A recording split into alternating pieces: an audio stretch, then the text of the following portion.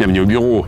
Alors que les chasseurs de records enregistrent des fortunes diverses, la démesure revient sur la route du Rhum.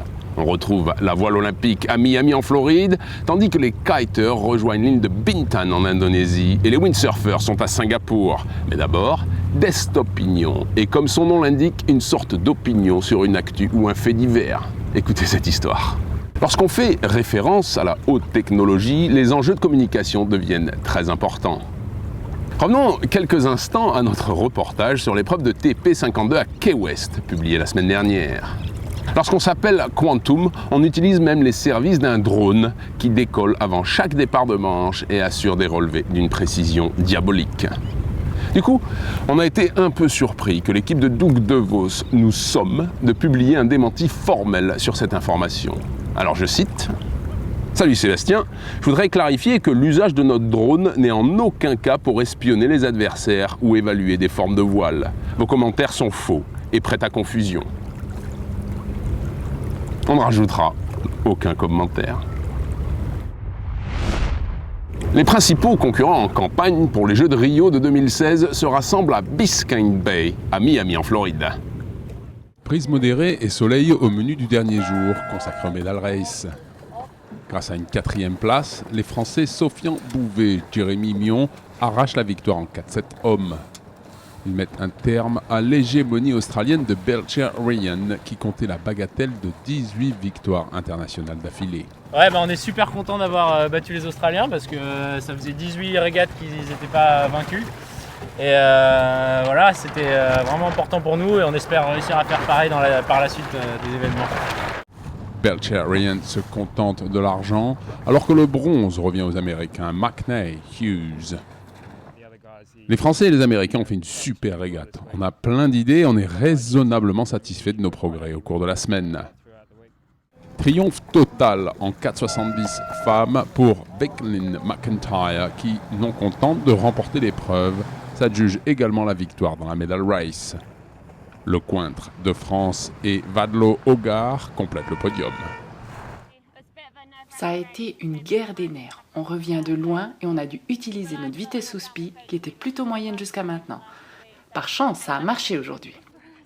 Avec sa seconde place dans la Medal Race, Charles Scott détrône Oliver Twaddell qui a mené les débats toute la semaine en fine. Le bronze revient à George Zarif. Je repars de cette régate avec un sac plein de leçons apprises. Ça a été une semaine très difficile avec des conditions météo exécrables, mais les organisateurs ont fait un super boulot. Victoire méritée de Bissaro Sikuri en Accra 17 après avoir remporté la Medal Race. Sajak Tanjan et Saxton Diamond complètent le podium alors qu'Iker Martinez Pacheco se contentent de la 4e place. Les chasseurs de records enregistrent des fortunes diverses. Le roi Joyon est ébranlé dans son royaume et ses records attaqués de toutes parts. Armel Lecléache signe sur la route de la découverte un nouveau chrono canon qu'il sera bien difficile à battre. À 23 nœuds 16 de moyenne, sa traversée entre Cadix et San Salvador aux Bahamas est un modèle du genre. Moins de 7 jours pour traverser l'Atlantique, c'est génial. On n'avait pas forcément prévu un temps comme ça au départ. Donc je suis super content. On a eu des conditions météo vraiment favorables pour aller vite pendant ce record, notamment après les Canaries. Armel améliore le temps de référence de 1 jour, 16 heures, 24 minutes et 47 secondes. Au 14e jour de course, Thomas Coville sur Sodebo enregistre plus de 1000 milles de retard sur les traces du roi Francis. Après un anticyclone de Sainte-Hélène particulièrement coriace, les conditions météo forcent le skipper à envisager un détour vers les glaces de l'Antarctique. 2 jours et demi, presque 3 jours englués dans les bras de cette fameuse Sainte-Hélène.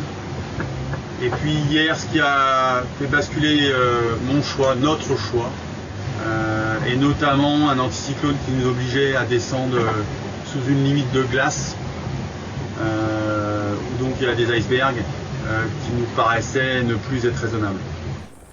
En bon marin, et face à des conditions de navigation trop périlleuses, Thomas décide de ne pas s'engager dans un scénario catastrophe et jette l'éponge. En revenant à la démesure de ses origines, la reine des transats, la prochaine route du Rhum, sera un spectacle grandiose à ne manquer sous aucun prétexte. Yann Guichard s'engage sur Spindrift 2, le plus grand multicoque de course au monde. C'est vrai que c'est un double challenge, c'est un défi humain avant tout et un défi sportif, mais bon, je suis compétiteur, hein, si je m'aligne au départ de cette route du Rhum, c'est que je sais que je peux être compétitif avec le bateau et je ferai tout pour bien figurer. Alors qu'il faut habituellement 14 membres d'équipage, Yann compte mener en solitaire ce monstre aux mensurations XXL à travers le golfe de Gascogne et l'Atlantique. Elle est la plus grande des quelques 3200 îles qui composent cet archipel. L'île de Bintan, située à 48 km au sud-est de Singapour, fait partie de la province indonésienne des îles Rio. La plage de Trikora est un des coins de paradis dont les kiteboarders raffolent.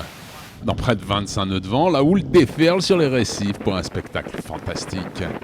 Narapichigo Punja, actuel champion de raceboard chez les hommes, est toujours imbattable et balaye l'opposition avec aisance. Dans la classe féminine des raceboards, la Suisse Astrid Bertz est tout simplement trop rapide. Le concours de freestyle organisé pour le plus grand bonheur de la foule sur la plage est également un grand moment. Au 33e Open Asia Windsurfing Championship, 136 participants se pressent dans un haut lieu de la voile à Singapour. Après 2 jours de vent fort, les concurrents naviguent dans des conditions de vent plus maniables. Dans la série des Techno 293, la tension est palpable jusqu'à la dernière manche. Le titre et la qualification aux Jeux Olympiques de la jeunesse organisés en août prochain en Chine revient à Chan Chu-kit de Hong Kong. Il devance de justesse son compatriote Cheng Yo-yin. Chez les filles, la Thaïlandaise Duan Kamen l'emporte à égalité de points avec la Chinoise Lim Xin-ying.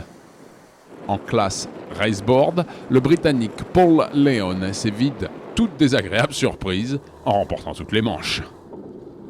En RS Femmes, la résidente de Hong Kong, Nguyen Wai Nhan, remporte le titre devant sa compatriote Lo Sin Lam. En RSX Hommes, le Thaïlandais Pha Nuta remporte le titre devant le Sri Lankais Gunavaderna. Enfin, en Mistral One Design, le champion en titre Cheng Kwong Fai conserve son titre devant son compatriote Lee Chung Ting. Rendez-vous la semaine prochaine, même heure, même endroit. D'ici là, au revoir et bon vent.